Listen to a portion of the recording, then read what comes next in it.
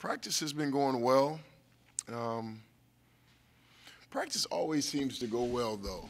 You know, yeah. Typically, you know, just to give you guys an example, we probably had the best. Roman's over here; he can vouch for me. We probably had the best three practices before a game, leading up to Washington State. And then so we're all excited and feeling good, and then it doesn't. We didn't play well that particular game, but practice is going well. The guys are working hard. The guys are working hard. They're giving us energy. They're getting after it. Practice has been going well. I think with us, the biggest thing is putting together two halves. You know, putting together two halves. You know, we come out of the starting blocks, and we're fighting and competing, and things are good, and we build leads. And then, you know, the other team makes a run, which you expect. And it just seems like we just once the other team makes a run, it's hard for us to kind of get back to what we did to start the game. And so as a staff, we look at it and we say, okay, so where did it turn, and what patterns are we seeing? Because we always seem to have really good starts and first halves, and it comes down to being able to limit our wasted possessions, because we have situations where we'll build a lead and then all of a sudden they'll hit a three, and then we'll go down and we'll turn it over. And then we may get a stop, may not get a stop, and then we'll go down and we won't get the best shot. You know, it'll be a contested shot, and then they'll score, and then we'll come down and turn it over again. And we're starting to see this pattern. And you know, I'm telling the guys, okay, when we get into that part of the game that we can all kind of see it coming, that's when we really have to slow down and just not get sped up. Not get sped up. You know, we have a young team, and I think the biggest difference between a young team and a veteran team is a young team allows the other team to speed them up. A veteran team doesn't allow you. They've seen it too many times. They've got too many reps under their belt. They got too many minutes logged. I've seen that double team before. I've seen that trap before. I've seen the double in the post before. I've seen the hard scrape in the post before. So I'm not going to let that speed me up and take me out of what I know I need to do.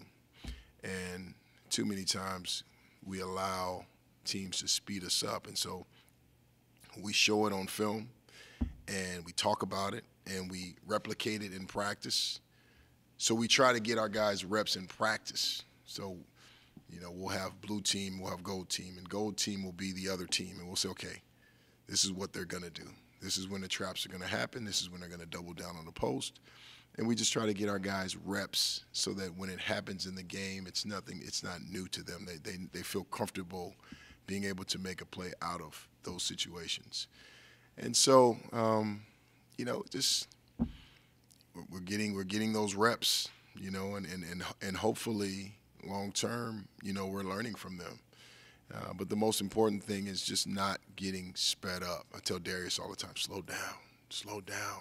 You're quick, you're fast, but you don't always have to be, you know.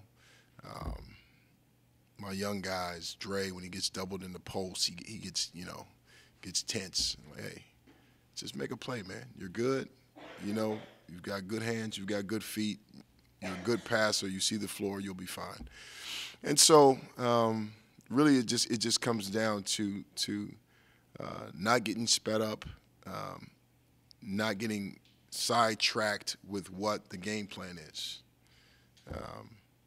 With us, you know, a lot of times you'll see, you know, Justice plays well against Arizona, but nobody else necessarily plays well. Darius has 23 points and 7 steals against UCLA, but you had a couple other guys that played well, but you know, he was obviously the spotlight. And so for us, the goal is to have everyone play well on the same night. Paris play a solid game, along with Darius, along with Matt, along with Connor, along with Dre, along with Justice, along with Jawan, along with Roman. Um, that's the goal, and for us, being such a young team, that's what it's going to have to take for us to be able to get some wins. And so that's what we're preaching right now. And we started practice on Monday, and I had to remind the guys. I said, fellas, we just lost to a very good basketball team in Washington. We lost to a veteran team. We lost to Noah Dickerson's a senior, Dominic Green's a senior, Matisse Stable's a senior, David Chris a senior, Jalen Noel's talented young guy, and those seniors, when they were sophomores, won 9 games with the number 1 pick in the draft in their lineup as well. So it's a process. It doesn't happen overnight. They turned those 9 wins into 21 as juniors when they got over the hump and became upperclassmen. And that's what I'm hoping for our group, that we just continue to get reps, continue to gain experience, because you can't replicate that. You can't, as you just have to go through it. And but the spirit is there, the fight is there. We've had some really good practices. We have to be able to put together 2 halves, and when a team makes a run, we have to be able to come back from that run. Against UCLA, 58-54, cut it to 4, and couldn't get over the hump. And I really think that when we are able to win a game, I think we can take some momentum from that, and hopefully do some good things after. As far as getting sped up in game, is there anything you call timeouts? I always, every time I see a team make a run, it's like, okay, let me call a timeout and get us regrouped, refocused, and but at the end of the day, we still got to go out and make plays.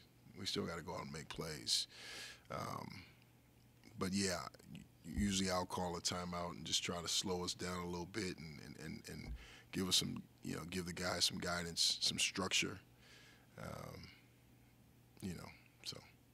Give you a chance to brag on him while he's here. What do you think of the way Roman played? Roman, I thought Roman was great against Washington, and we watched the film. I always do what we call a good, bad, ugly edit, and it's good plays, bad plays, and if it's something that's just kind of unbelievable, I put it in the ugly edit.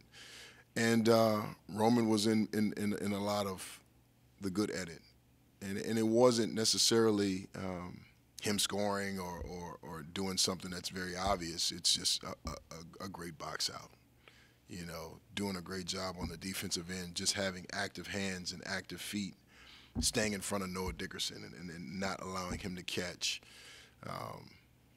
He had one where he got a foul on a hard box out, but I like the fact that he had the toughness and the energy and effort and willingness to do it. And so I even put that in, even though it was a foul. We need more of that. We need more fight. We need more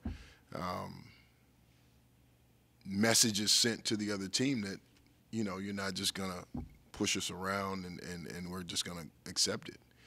And so, Roman's been here forever, and he's always had that fight. But, it's good to see him be able to get out on the court and show it. And, moving forward, I really hope that he continues to give us something. How much of the decision to start Roman was based on overall feeling you would go small as a whole, or how much was just a matchup thing? The decision to start Roman on Saturday was he was the only one that really fought on Thursday. Really just that simple. He was the only one that really had fight and toughness on Thursday at Washington State. And so I say we need more of that. So we need to put him in the lineup. In the past, you talked about practice there being a focus on defense or a focus on shooting. Is there anything big that's kind of that focus heading into kind of this? This week we've been focusing on being pressured and being able to handle pressure. You know, we started practice off today with a four against four drill where it's just you can't dribble. You just have to, you know, handle pressure and be able to make a pass out of pressure. We worked a lot on traps and being able to pass out of traps for our guards.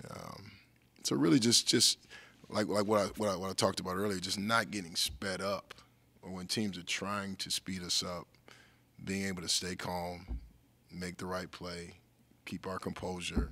You've got the ball. You dictate what's going to happen next. Don't, feed into the pressure or succumb to the pressure.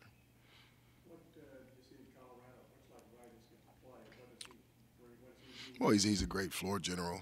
I mean, he's one of the best in the league as far as running a team. And when you talk about point guards, he's probably one of the more valuable point guards, for his team. For when you talk about what he brings to the team, they shoot the ball well. They're undersized like us, so it's a good matchup in that regard.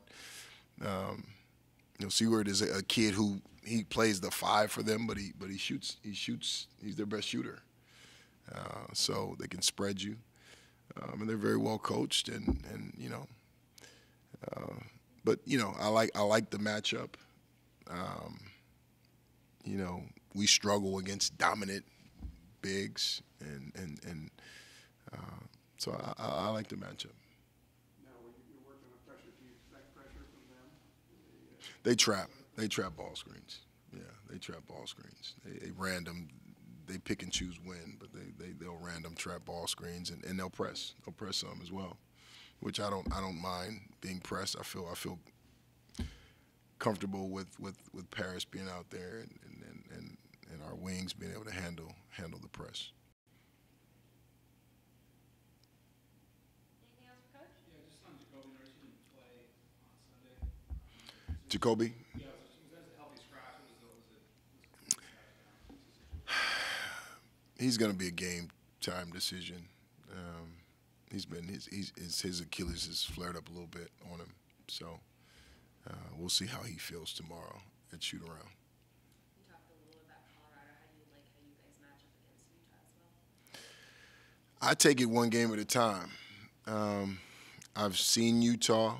I've watched them play against the teams that we've already played, and they're a very talented team, and they play well together. They've always been one of the better teams in the league as far as playing together and playing through their system.